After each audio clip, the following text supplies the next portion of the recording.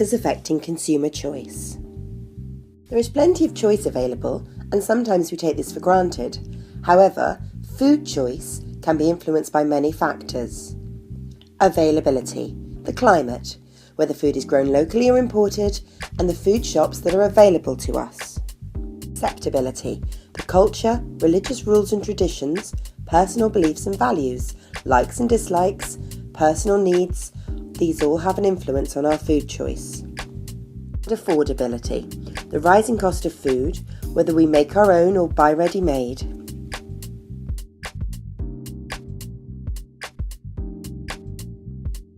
Point 1. Cost. Cost is one of the most important factors that influence the choice of food. Some people think healthy eating is expensive, but this is not necessarily the case. The amount people spend on food varies according to the amount of money which comes into the home. Many people on a limited budget struggle to pay for basic things such as mortgage or rent, heating and lighting, clothing, transport and food. They may have to cut down on the amount they spend on food, which may mean buying cheaper products, which often contains high amounts of sugar and fat and are often highly processed. There are many ways which we can save money and make good choices to provide nutritious meals, even if we're on a limited budget. Planning meals is always a good start. Try to think of recipes where you can double up on ingredients. So if you buy leeks, you could use half to make a leek and potato soup and the other half in a casserole. Make a shopping list of everything you need and avoid buying on impulse. Take advantage of special offers such as buy one get one free, and do not buy more than you need or can use. Compare food prices on an internet site such as mysupermarket.com. Buy cheaper cuts of meat in offal such as shin of beef, belly pork, liver or heart. Add cheaper sources of protein such as beans and pulses to meat in a recipe. This can make the dish cheaper because they bulk up and make the meat go further. Buy seasonal foods which are always cheaper at the particular time of year when they are plentiful and they're a lot tastier. Collect and use supermarket vouchers, coupons and loyalty points. Buy supermarket-owned brands or value lines, which are often cheaper than other brands. Avoid waste, don't buy more than you need, and eat food before the use-by date. Use up leftover food creatively. Leftover mashed potato can be used as a topping for a cottage pie or used to make fish cakes. Particular methods of cooking and cooking equipment use less fuel than others. Microwaves and slow cookers use less electricity than using a normal cooker. And when cooking, double up on recipes. Use half and freeze the other half for a later date. In the UK, we are constantly being reminded that we need to look after the environment and prevent waste. We produce just over half of our food needs. The rest is brought in from other countries. Evidence suggests that by using good farming techniques, we could increase what we produce in this country to feed the population and be more sustainable. We can reduce food waste. We waste more than £10 billion worth in the UK each year. Some food waste goes to landfill, but many local authorities operate weekly collections and the waste is composted. We can also help at home by turning waste food into compost. Food is a basic need. Global food prices are on the increase. The challenge in the 21st century is to produce more food with fewer resources such as land, water and fuel to feed the growing global population. Over 1 billion people worldwide are overweight or obese. Over 1 billion people do not have access to enough food. An additional 1 billion people have inadequate micronutrient intakes.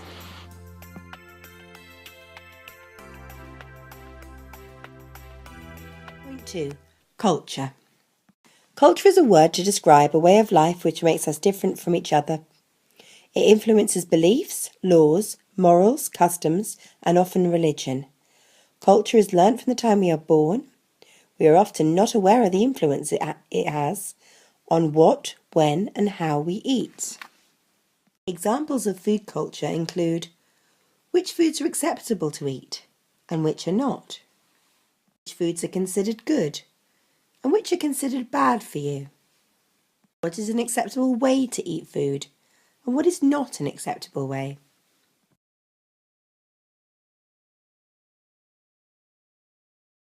Point 3. Religion. Many religions have laws and rules which limit their food choices and forbid eating certain foods.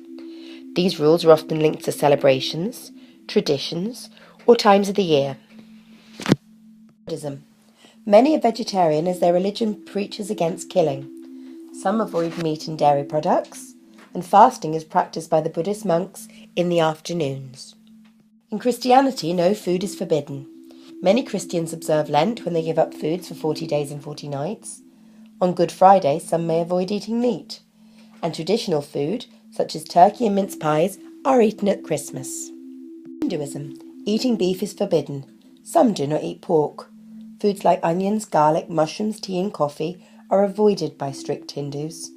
Alcohol is forbidden, and many Hindus eat vegetarian diets. Those that follow Islam, we have food choice based on the holy book, the Quran, which sets out rules forbidding meat and poultry unless it's slaughtered the halal Islamic way. The following foods are not allowed: pork products, gelatin, alcohol, products containing animal fats, frozen vegetables, some types of margarine, drinks containing caffeine, and breads containing dried yeast. Judaism. Food must be kosher, which means it must be clean. Pork and shellfish are forbidden. All meat and poultry must be slaughtered in a special way to be kosher, and meat and dairy products must not be prepared or eaten together. Fasting is part of Judaism. On the Day of Atonement, they fast from dusk until dusk. Jewish feast days include Rosh Hashanah and the Passover, when bitten herbs are eaten to remind Jews of the suffering of the Israelites under Egyptian rule.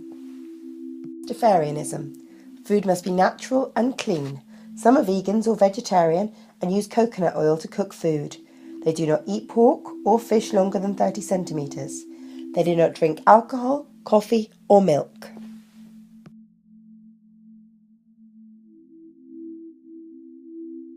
Point 4. Ethics. People are concerned about factory farming, global warming, fair trading and environmental issues.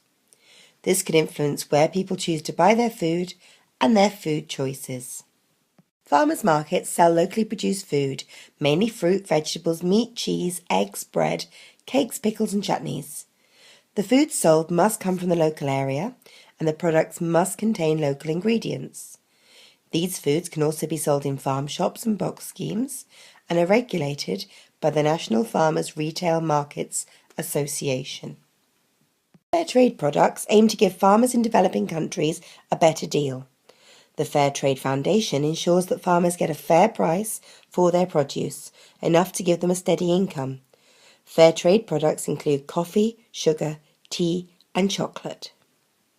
Our concern is the distance food travels before it gets to us, from field to plate, is called food miles. Food miles makes us aware of the effect transporting food around the world has on our environment. Some foods travel a great distance by sea, air and road to arrive in the UK to give consumers a wider choice. Many foods, such as fruit and vegetables, can only be grown in this country at particular times of year or in greenhouses which need to be heated. It is considered to be cheaper to import many fruit and vegetables, particularly during the winter, because of these costs.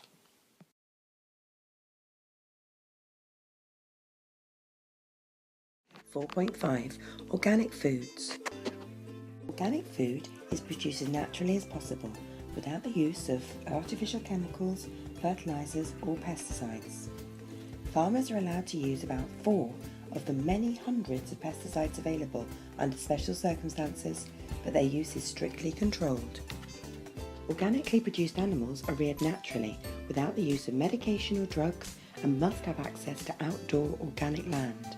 Numbers of animals produced must be controlled, allowing animals plenty of room and freedom to move around. In the UK, the Soil Association, or Organic Farmers and Growers, are the main organisation which makes checks on farms and produce to make sure that these strict standards are met. The sale of organic food and the range of organic produce has increased over recent years. Organic foods are available in supermarkets, farmers' markets, farm shops and by mail order. Some companies operate organic box schemes where you pay for the delivery of organic fruit and vegetables or collect orders from a drop-off point. Organic produce is more nutritious and thought to contain more vitamins and minerals than non-organic produce. It tastes better, and as the food is grown naturally and has not travelled far, organic food saves on carbon footprint. Many people are concerned about the use of pesticides on and the additives used in non-organic food because of the possible long-term effects these may have on our health. There is also concern over animal welfare, intensive farming and the effects on the environment. Organic farming is more sustainable and is less harmful to our planet than intensive farming methods.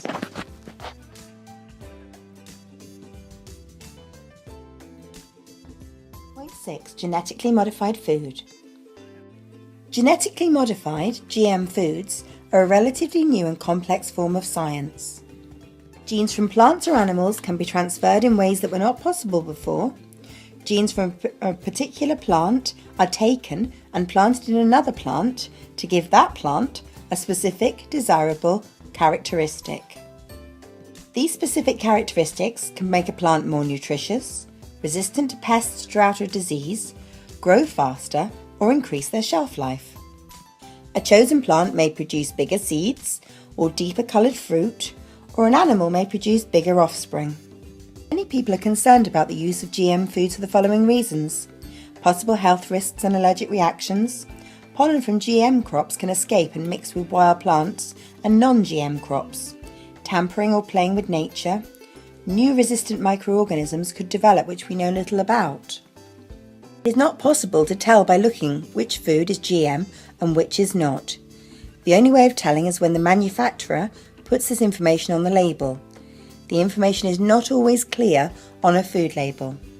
When first introduced, there was pressure from consumers to stop supermarkets from selling GM foods.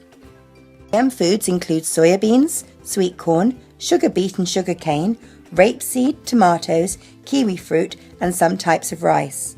New GM products include GM maize, grown in the USA, and GM soya with fish oils. There are no GM crops currently being grown commercially in the UK.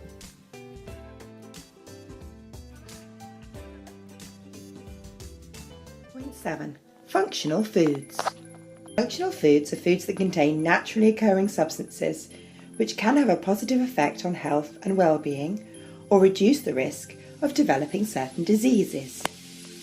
Not be seen as an alternative to a varied and well-balanced diet and a healthy lifestyle.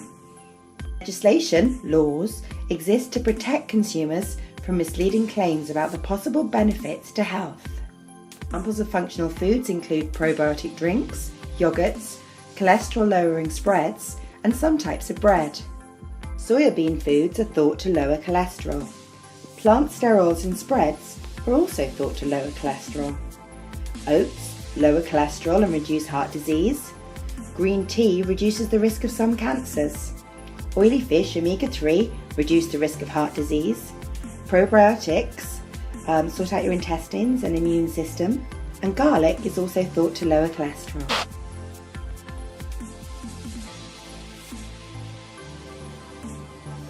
.8 Fortified foods. These are foods which have had extra nutrients added to them with the aim of improving people's health. Some are fortified by law, such as margarine, and others are fortified voluntarily, such as breakfast cereals. Safety considerations are taken into account when deciding which foods to fortify. Fortified food make an important contribution to diets in the UK.